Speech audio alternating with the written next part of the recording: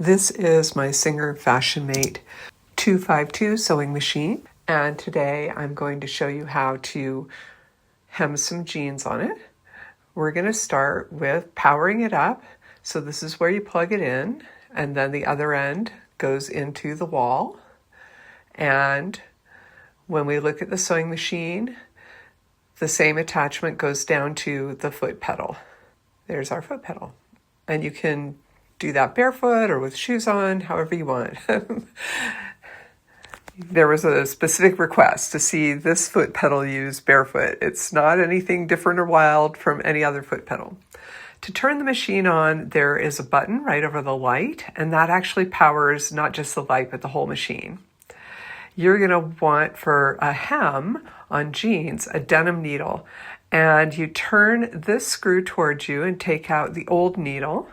And make sure the flat side goes to the back when you put the denim needle in. And denim needles you can recognize because they have the blue on the bottom. And this is a little tricky to get up in all the way. There we go. I think it just went up. There we go. And then you tighten it down. And I just use my fingers to tighten this down. Because I'm using a heavy thread and it's on a cone, I'm using my thread tree instead of spool of thread on the pin. You want class 66 bobbins for the Fashion Mate 252. Now I have another Fashion Mate and it uses standard bobbins. So just because it says Fashion Mate doesn't mean this is the right kind of bobbin for your machine. Regardless, you're going to thread the thread up into the bobbin. See how it goes from the inside to the outside? And I can hold that thread above the bobbin. That's what we want. And the bobbin goes on the machine.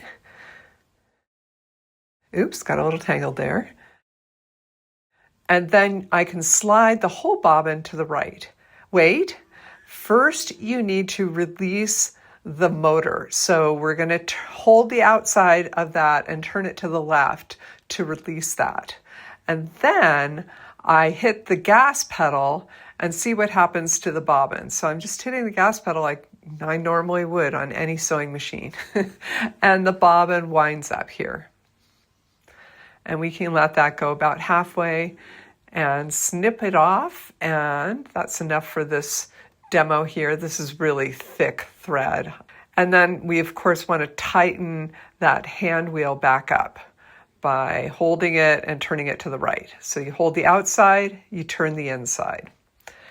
Then this bobbin goes in with the thread going counterclockwise. See what direction it's going? Off the left side of the bobbin. And then it can go under this finger. And by finger, I mean that little piece of metal that's sticking right in there.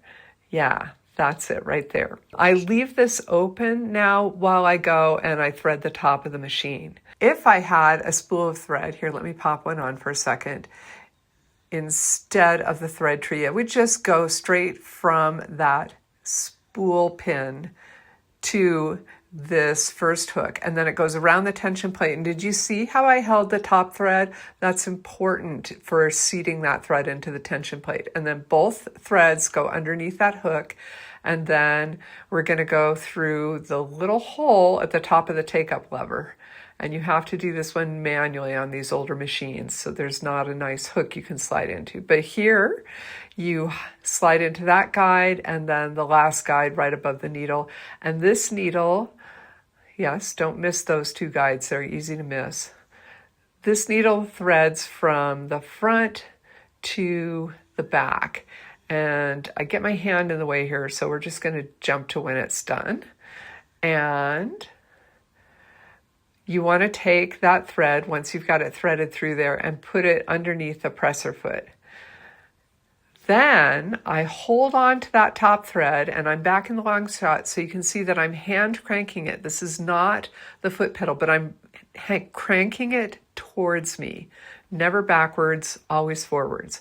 And this is what you see happen when that thread does that, is that the bottom thread gets pulled up to where you can grab it underneath the presser foot until both threads are on top, and then you can slide that closed. Now I'm doing a test stitch with this thicker thread. I expect the tension in the bottom will be, way off. So let's have a closer look at that on my test stitch, because before I start sewing something, I want to make sure I have my tension right. And lo and behold, the tension on the bottom is super tight. So I'm going to use actually the bobbin tension to adjust this, which is a very rare thing. Usually you do all your tension adjustments on the top thread, but it's so extreme here that I'm actually loosening that a little. And I messed with it for a good half hour before I was able to get a stitch that's pretty decent top to bottom. All right, I'm ready to work on the jeans. All right, so I like to use clips instead of pins on my jeans. And here's the important part. If your sewing machine doesn't have an arm for you to put your pant leg around, if you have a flat surface like this one, then turning the jeans inside out is really the way to go. And now you'll be able to see the second layer of fabric off to the left as you sew in a circle. And that way you'll be able to keep it out of your way and make sure you don't accidentally sew through 2 layers. Now I forgot to get a shot of it, but you can push your presser foot up higher by pushing up on the take-up lever, which is what I just did there. And once you get your fabric positioned correctly, give me a second while I work on this. All lined up with a guide. Then I'm going to use my hand crank to drop the needle down into it. So let me show you that I am hand cranking here. This is me hand cranking at the very beginning, and I hold on those 2 threads as I go forward, and I'm not back tacking here. When I sew in a circle like this, I overlap my stitches to get a knot instead of back tacking. So once I'm over that hump, I can sew forward like I normally would.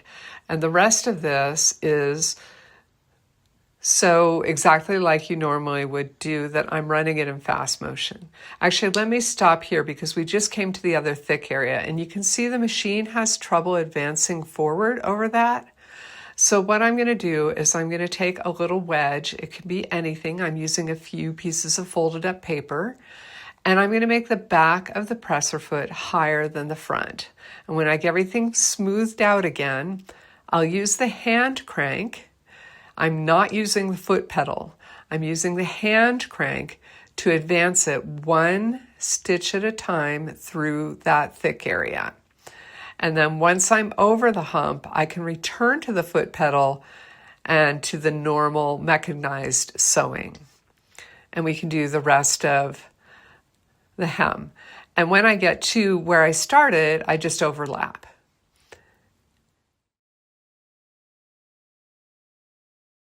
And here you can see what the hem looks like on the inside. And let me show you what it looks like on the outside. Just a nice new layer of stitching. Beautiful. A few threads to clip and we are done. I hope that was helpful.